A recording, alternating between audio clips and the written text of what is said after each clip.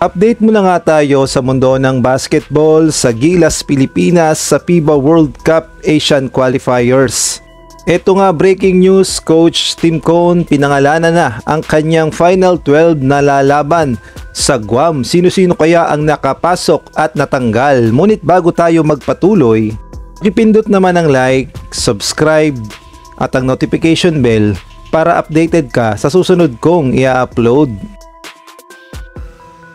Ito nga breaking news, Coach Tim Cone pinangalanan na ang kanyang Gilas Pilipinas Final 12 na isasabak niya sa magiging laban ng Gilas Pilipinas sa FIBA World Cup Asian Qualifiers, kung saan makakaharap nga ang Guam unang-una sa November 28 sa baluarte ng Guam at sa December 3 na dito naman gaganapin sa Pilipinas. Kaya naman ang tanong, sino-sino bang mga Gilas Pilipinas players ang pumasok sa Final 12 ni Coach Tim Cone?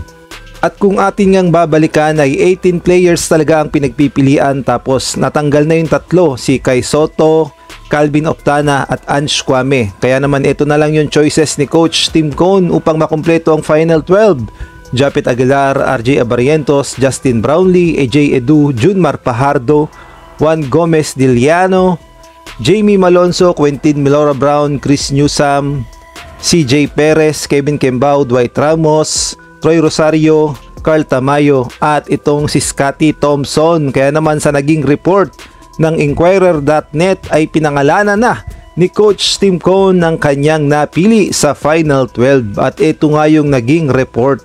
At ito na nga yung Final 12 ni Coach Tim Cone na ilalaban sa Guam. Nauuna nga sa listahan si Justin Brownlee, Dwight Ramos, Quentin Milora Brown, Chris Newsam, Junmar Pajardo, Scotty Thompson, Carl Tamayo, CJ Perez, RJ Abarientos, AJ Edu, Kevin Kembao at syempre itong si Japet Aguilar.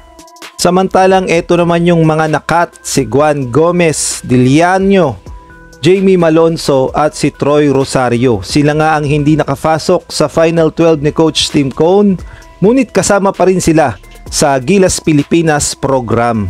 At 1 week na nga lang at magsisimula na ang The Battle of the Pacific sa November 28 sa ganap na 5 PM sa Yigo Village sa Guam. Kaya naman suportahan natin ang Gilas Pilipinas. Ngunit marami pa rin ang nagrereklamo, bakit daw hindi isinama sa lineup itong si Jamie Malonzo na dihamak namang mas bata, at itong nagbabalik Gilas na si Juan Gomez Diliano na mapapakinabangan pa sa Gilas, at itong si Troy Rosario ay naiintindihan naman daw nila kung hindi isinabak sa Gilas Pilipinas dahil medyo may edad na. Pero yung mga mas bata pa, bakit daw hindi isinama ni Coach Tim Cone sa lineup?